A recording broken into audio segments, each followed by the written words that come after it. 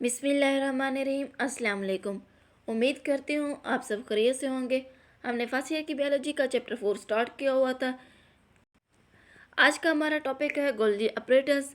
उससे पहले हमने जो लास्ट लेक्चर में स्टडी किया था वो था एंडोप्लाज्मिक रेटिकुलम। उस पर हमने इसकी डिफिनेशन को देखा था, इसकी हिस्ट्री को देखा था और इसके दो पार्ट्स थे। एक था रफ एंडोप्लाज्मिक रेटिकुलम जिसे हम फैक्ट्री ऑफ प्रोटीन भी कहते हैं, मतलब जहाँ पे प्रोटीन सिंथेसाइज होती है, और दूसरा था स्मूथ एंडोप्लाज्मिक रेटिकुलम जहाँ पे राइबोसोम मौजूद नहीं होता, उसे हम क्या कहते हैं, स्मूथ एंडोप्लाज्मिक रेटिकुलम।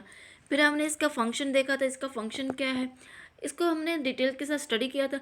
और आज के लेक्चर में हमने जो टॉपिक है वो है Golgi apparatus. First of all हम ये देख लेते हैं कि ये जो गोल्गी अपरेटस है, हम इसको गोल्गी कहते क्यों हैं। एक्चुअली में जैसे कि हम सब जानते हैं कि ना, जब भी कोई साइंटिस्ट किसी भी चीज़ के ऊपर वर्क करता है, अगर उसका रिसर्च सक्सेसफुल हो जाए तो वो उस रिसर्च को अपने नाम से रिप्रेजेंट करता है। इसी तरह से ये जो गोल्गी अपरेटस है ना, इसके ऊपर एक साइंटिस्ट था जो इसके ऊपर वर्क करता, वो था गोल्जी था, जो 1898 में इसने सर्च की थी। और इसकी जब रिसर्च सक्सेसफुल हुई तो उसने इसको नाम भी गोल्गी अपरेटस का दे दिया। अगर हम इसकी डिफिनेशन को देखें, ये जो गोल्गी अपरेटस है ना, ये group of letter stack of membrane के ऊपर मुश्तमिल है। मतलब ये जो गोल्गी अपरेटस है ना, ये फ्लैटेड स्टैक के ऊपर मुश्तमिल है। मतलब स्टैक का मतलब होता है अंबार। मतलब जैसे कि हमने एक चीज़ रखी, उसके ऊपर एक और चीज़ रख दी, मतलब एक स्टेप वाइज, मतलब एक स्टेप बने हुए होते हैं, जिसमें हम ये क्या कहते हैं, ये एक स्टॉक है, ये एक अंबार है, या एक अंबार लगा हुआ है, इसको हम कहते हैं गोल्गी अपरेटस। अगर हम इसकी डिफिनेशन गोल्गी कम्प्लेक्स और गोल्गी अपरेटस में अगर हम इसको डिफरेंस करें, ये जो गोल्गी कम्प्लेक्स है ना, इसमें अगर हम मिला दें वेजिकल को, मतलब एक तो होंगे फ्लैटेड स्टैक होंगे, और दूसरा अगर हम इसके साथ वेजिकल को मिला दें, उसको हम कहेंगे ये गोल्गी कम्प्लेक्स है, मतलब एक गोल्गी कम्प्लेक्स स्ट्रक्चर है। और ना और हम इसमें एक और टर्म भी यूज़ करते हैं, उसमें यह है कि cisternae.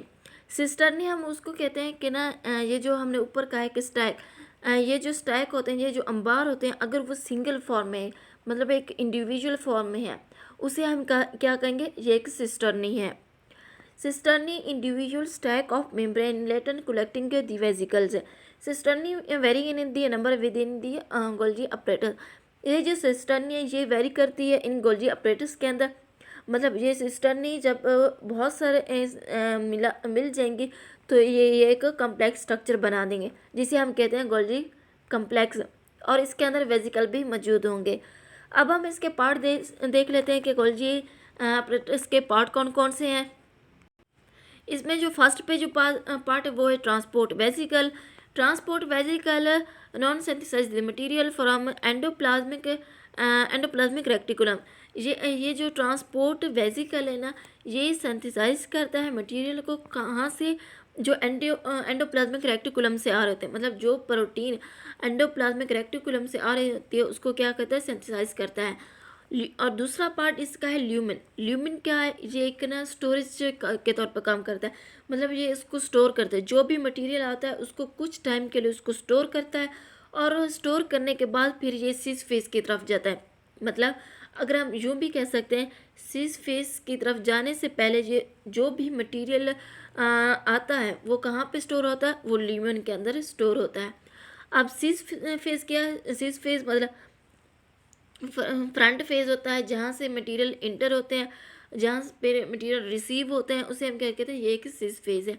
Sis face front receiving end located near the endoplasmic reticulum. मतलब ये जो सिस फेज होता है ना, ये एंडोप्लाज्मिक रेटिकुलम के साथ प्रेजेंट होता है, क्योंकि ना जो मटेरियल, जो प्रोटीन आती है वो कहाँ से आती है, एंडोप्लाज्मिक रेटिकुलम से आती है। और ये प्रोटीन बनती कहाँ पे है, रफ एंडोप्लाज्मिक रेटिकुलम के अंदर, क्योंकि ये जो रफ एंडोप्लाज्मिक रेटिकुलम है वहाँ पे रेबोसोम मौजूद होते हैं, और रेबोसोम को हम क्या कहते हैं, ये एक फैक्ट्री ऑफ प्रोटीन है। मटेरियल अराइव व फ्रॉम ट्रांसपोर्ट दिए वेसिकल, और जब मटेरियल वहाँ पे आते हैं फिर उसको ट्रांसपोर्ट कर देते हैं। उसके बाद जो उसका फेज़ है वो है, पार्ट है, वो है ट्रांसफेज। ये जो ट्रांसफेज है ना, back exist material are discharge into this category. मतलब इसके ज़रिए से मटेरियल डिस्चार्ज होते हैं। कहाँ पे डिस्चार्ज होंगे? ये स्कैटरी वेसिकल के अंदर डिस्चार्ज होंगे। और ये जो स्कैटरी वेसिकल है ना, इसके पास जब कोई भी मटेरियल आएगा, ये एक ऐसी लोकेशन की तरफ उसको ट्रांसफ़र करेगा जहाँ पे उसकी ज़रूरत होगी। जैसे कि अगर कोई प्रोटीन आई है, अब हम देखते हैं कि अगर प्रोटीन हमारी बॉडी के अंदर है, कहीं पे भी प्रोटीन की कमी होगी, ये जो स्कैटरी वेसिकल है ना, ये आप पहले देखेगा कि इसकी करेक्ट लोकेशन कहाँ पे है, मैं इसको कहाँ पे इसको ट्रांसफ़र करूँ, कहाँ पे प्रोटीन की कमी है कि मैं इसको ट्रांसफ़र करूँ। ये स्कैटरी फेज का वर्क होता है। उसके बाद हम इसके फंक्शन देख लेते हैं कि गोल्गी apparatus के फंक्शन क्या है। फर्स्ट पे इसका फंक्शन है collection of molecules, packing of molecules, distribution of molecules. अब देखें ना, जब भी कोई प्रोटीन आती है, ये उसको क्या करता है? कलेक्ट करता है। जैसा कि मैंने आपको पहले भी कहा है, ये जो गोल्गी apparatus होते हैं ना, ये अटैच होते हैं या ये लोकेटेड होते हैं एंडोप्लाज्मिक रेटिकुलम के साथ। और जब भी वहाँ से कोई प्रोटीन आती है ना, उसको ये कलेक्ट करते हैं। कलेक्ट करने के बाद फिर इसको ना, उसको क्या करते हैं? पैक करते हैं। पैक करने,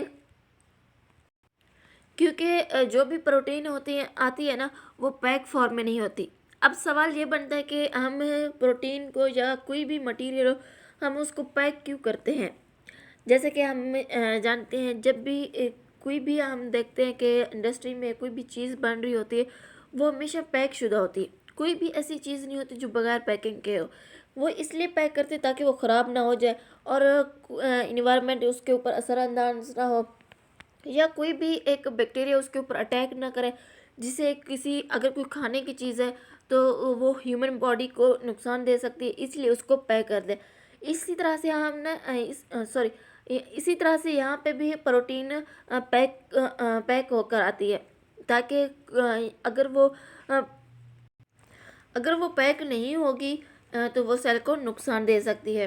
उसके बाद जो थर्ड पॉइंट है वो है डिस्ट्रीब्यूशन ऑफ मॉलिक्यूल्स। जब प्रोटीन या मटेरियल पैक हो जाता है, फिर उसे वो अपने बॉडी के अंदर डिस्ट्रीब्यूट कर देती है। अब हम इसको एक्सप्लेन करते हैं, कलेक्टिंग, पैकिंग एंड डिस्ट्रीब्यूशन के, किस तरह से हम कलेक्ट करते हैं, पैक करते हैं और फिर उसको डिस्ट्रीब्यूट करते हैं। जैसे कि पहले हमने उसके पार्ट्स में भी एक्सप्लेन किया था, ट्रांसपोर्ट वेसिकल हो गया, सीज फेज, ट्रांस फेज, ये सारा कुछ यहाँ पे भी वैसा ही है। Transport vesicle bring the material into the cis face. ये जो ट्रांसपोर्ट वेसिकल है ना, ये मटेरियल को लेके आते हैं कहाँ से? सीज फेज से। सीज फेज का आपने कहा था ये एक फ्रंट फेज है, जहाँ से हम कोई भी चीज़, कोई भी मटेरियल जहाँ पे आता है और सीज फेज उसको रिसीव कर लेता है। और ये जो ट्रांसपोर्ट वेसिकल है, ये सीज फेज से मटेरियल को लेके आता है, और ये सीज फेज है, ये सिंथेसाइज करता है और उसको मूव करते हैं ट्रांस फेज की तरफ। अब ये जो ट्रांस फेज है ना, ये सेंड करेगा उस सिंथेसाइज मटेरियल को स्कैटरी वेसिकल के अंदर, ताकि कहीं पे भी किसी भी मटेरियल की ज़रूरत है, किसी भी पार्ट को, प्रोटीन की या कोई भी लिपिड हो सकता है, किसी भी चीज़ की ज़रूरत है तो वो उसे एक प्रॉपर लोकेशन के ऊपर पहुंचा दे। अब हम इसको रीड आउट कर लेते हैं थोड़ा सा। Transport vesicle bring the material into the cis face synthesise and move material into the trans face, और उसे ट्रांस फेज की तरफ मूव करता है। ये जो ट्रांस फेज है ना, send synthesise material into the secretory vesicle which then send them into the proper location. और फिर ये जो स्कैटरी वेसिकल होता है, ये उसको एक प्रॉपर लोकेशन की तरफ भेज देता है। ये था हमारा आज का टॉपिक। फर्स्ट पे हमने इसकी डिफिनेशन को देखा और ये देखा कि इसके अंदर किसने वर्क किया था, कौन सा साइंटिस्ट था? गोल्गी था जिसने इसके ऊपर वर्क किया था, इसलिए हम इसको गोल्गी अपरेटस का नाम देते हैं, या गोल्गी कम्प्लेक्स या गोल्गी बॉडी का भी नाम देते हैं। उसके बाद हमने इसके पार्ट्स पढ़े।